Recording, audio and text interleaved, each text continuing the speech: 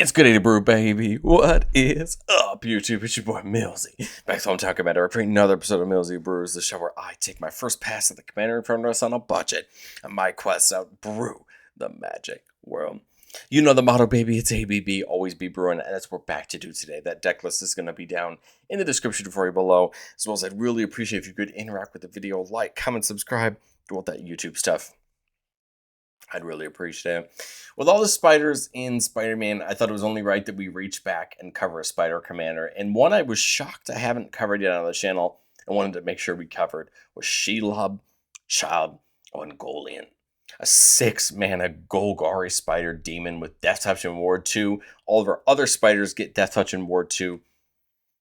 And whenever another creature dealt damage this turn by a spider we control dies, we get to create a copy of that creature, except it's a food with the normal effect that you'd expect from a food token, and loses all other food or card types. So you're going to get all of the activated, triggered, static abilities of that creature. It's just going to lose its creature types. It's going to become a food artifact, and you gain the food text. And this is really interesting because, unsurprisingly, for most people who've been around Commander for a long time, a lot of creatures, some really interesting effects. And that's what we're going to try to do with Shelob.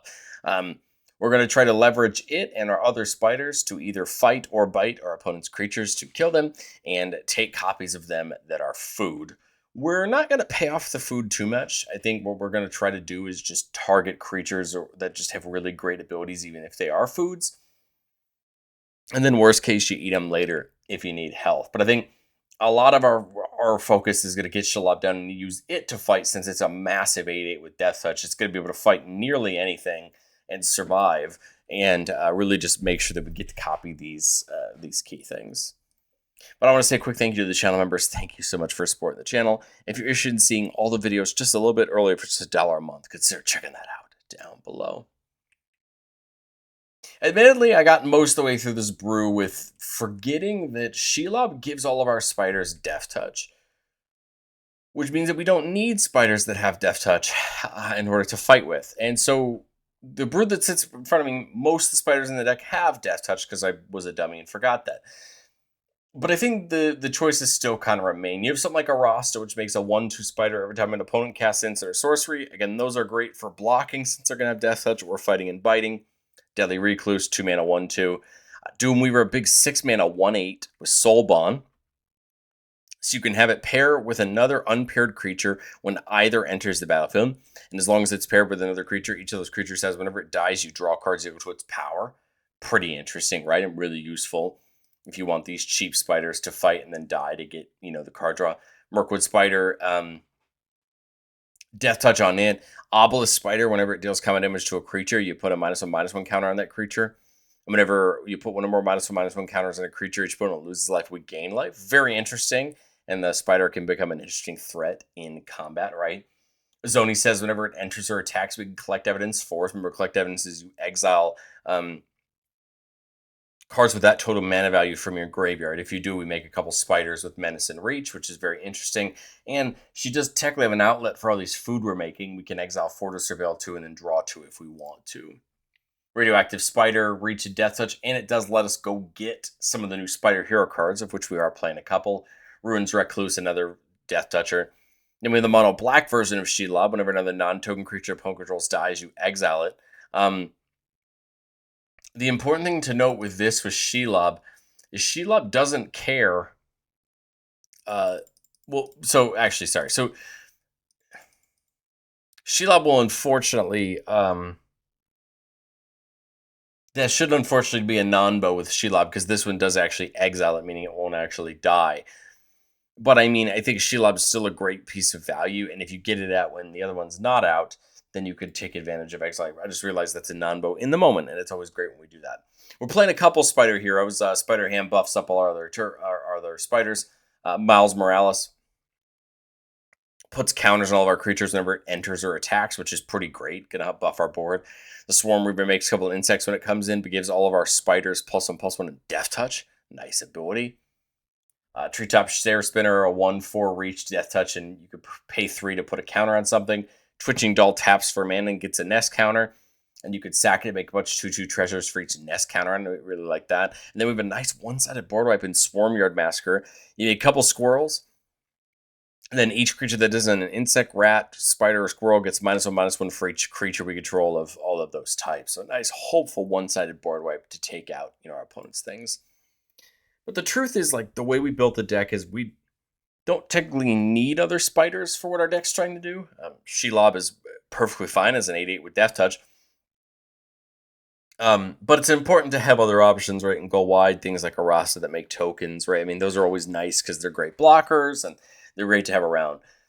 But pretty much the bread and butter of our deck is trying to find ways to either get our spiders to fight or bite our opponents while they have Death Touch. Now, the difference between fight and bite: fight is an actual mechanic. Each creature is going to deal damage equal to its power to the other. Bite generally refers to effects that allow your creature to deal damage equal to its power to another target creature. So fight, you're getting damage back. Bite, you're not getting damage back. So that's basically the key difference. And pretty much every card here, that's the goal. Now, you have things like Contest of Claws that are even better for Shelob, because if you deal excess damage, you get to discover X, where X is the excess damage, potentially leading to an extra free spell. But again, the goal is to find ways to fight and bite our opponents using Shelob as this massive 8/8 with Death Touch to deal with our opponents and really hit them hard.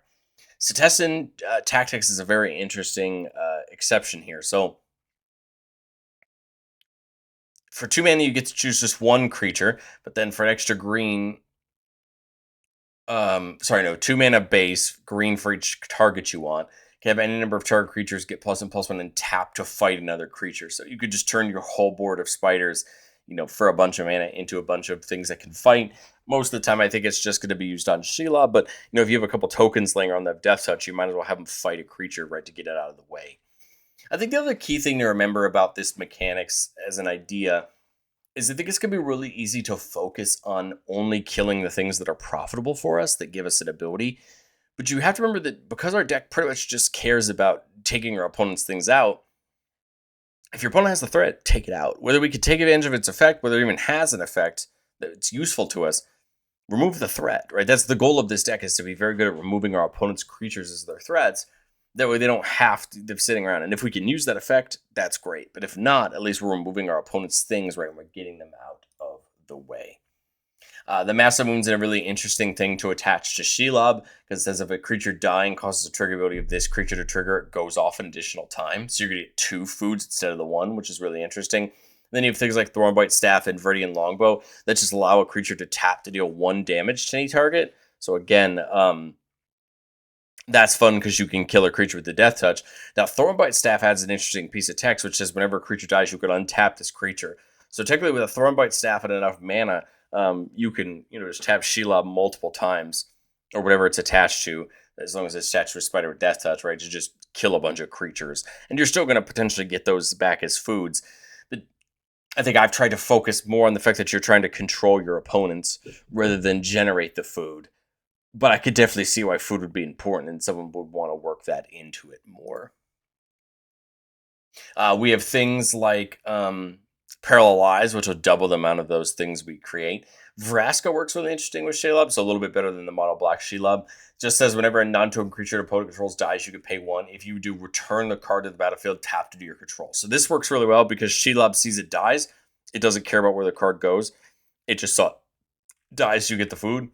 And then Vraska brings the real one back, except it's a treasure and loses all other types. So you kind of get 2 copies of these things, which is really interesting. And then you have something like Knights of the Sweet's Revenge, which lets all our food tap for mana, and we can pay a bunch of mana to give our whole board a buff for each food we control. So there's a way to kind of profit from the foods.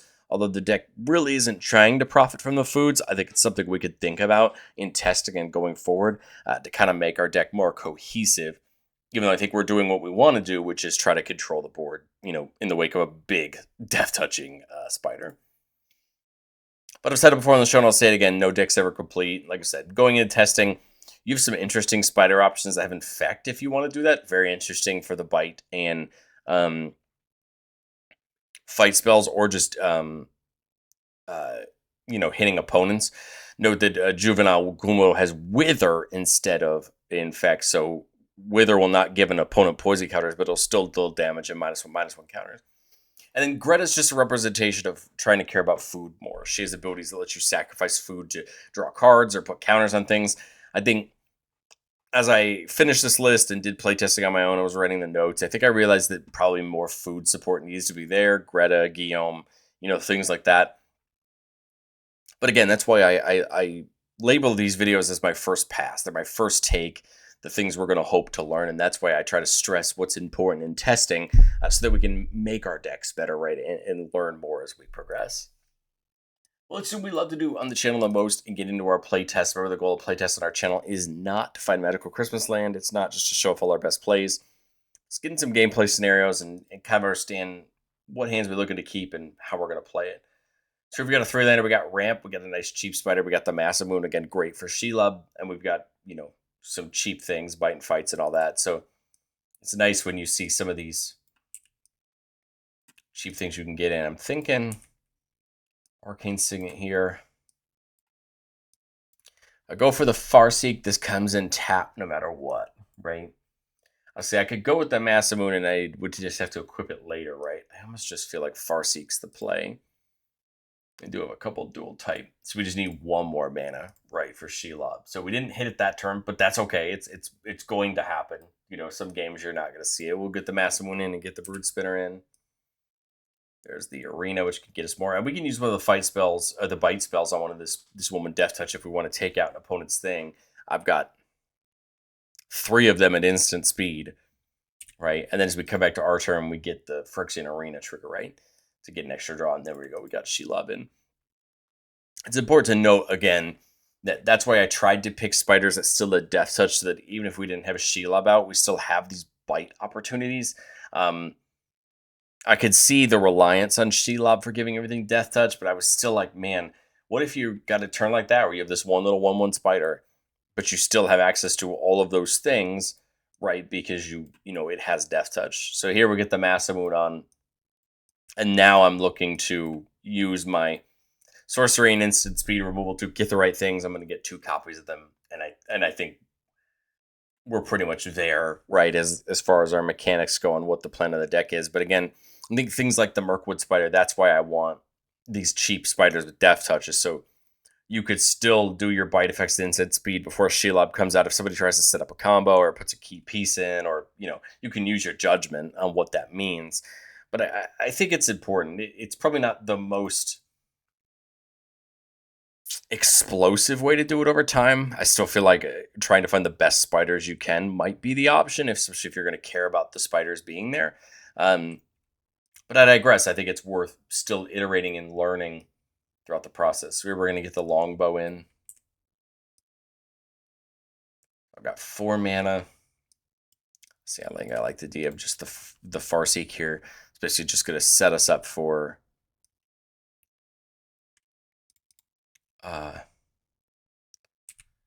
Shelob in this next turn. I note that it is 3 mana to equip the longbow, so if that's what we want to do, we can. Nebula's Nemesis Mask, really interesting. All creatures able to block the equipped creature do so you could run it at somebody and force all their creatures to block. Pretty interesting, right? I think we just do this and have Shelob, tap to hit something. Again, tap lands, we're back with 7 mana. Treetop Spinner, prey upon somebody, tap it to deal a damage to somebody. Again, now you're starting to kind of hopefully clear out your opponent's things. Again, we could get the Nemesis Mask on that since we need it to attack. So we could put the longbow on something else, right? And then, again, force it to attack, get rid of some of our opponent's things. This could be tapping with the longbow. And I think, again, you could kind of start to see the setup here. We got the fights in our hand. Now all we need to do is keep drawing into more value. And if somebody tries to kill our things, maybe we get to use Spinner of Souls to get more value. Otherwise, right, we're just going to try to find some value from cracking the foods for life. Treetop Spinner can hand out some counters, right, making itself or the other things bigger, and we can kind of go from there. Playtest number 3 here, keeping a big 4-lander with a Rasta. Again, a Rasta's great, right, making those 1/2 spiders that can be a nice threat. I think I'm realizing now in hindsight how much of a non-bow that Black Shelob is with that, but that's okay. Again, let's just say we got, 1 spider on the way back around. I think we want to put as much down as we can. Cultivate could make sense. Skyfish Spider, when it comes, you could sack another creature. If you do destroy target permanent, we could sack that spider we had, and then whenever it dies, you get to gain a life for each creature card in your graveyard. There's the Massive Moon again, going to be great for Shelob next turn. The answers were probably just netting, a couple of these spiders over the turns. So there you go. Again, a couple fights and bites, right? We have the options. Animus might cost 2 less if we target Shelob with it, which is great. So we could go 3, 4, 5, and then do like Animus Mites plus Prey Upon and get a couple kills this turn and get some value, right? And I think you can kind of see we're there now. We've got a couple of the fights. You've got a couple ways to ramp if you need more mana.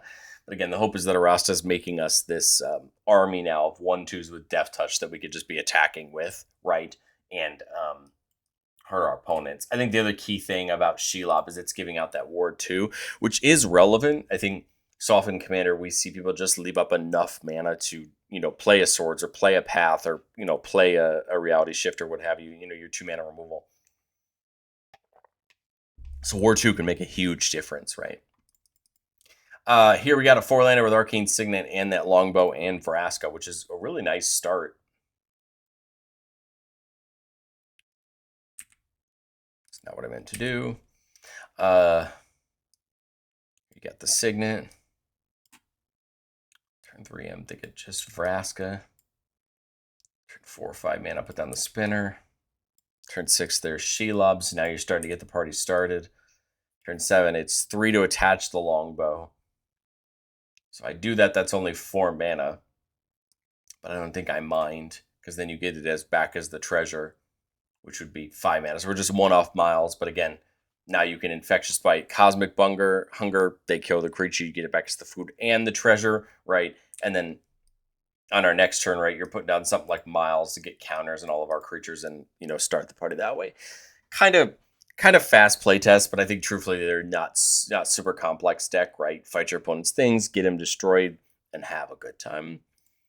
But I'd love to know, what do you think of Shelob down in the comment section below? I had a fun time brewing this one, super low on the budget, and I think you could make it even lower if you wanted to. And I'm sure by finding some better spiders or getting some different things in here, you could definitely raise the budget if you wanted to and push it up the scale as well. But let me know what you think, and I will catch you all in the next.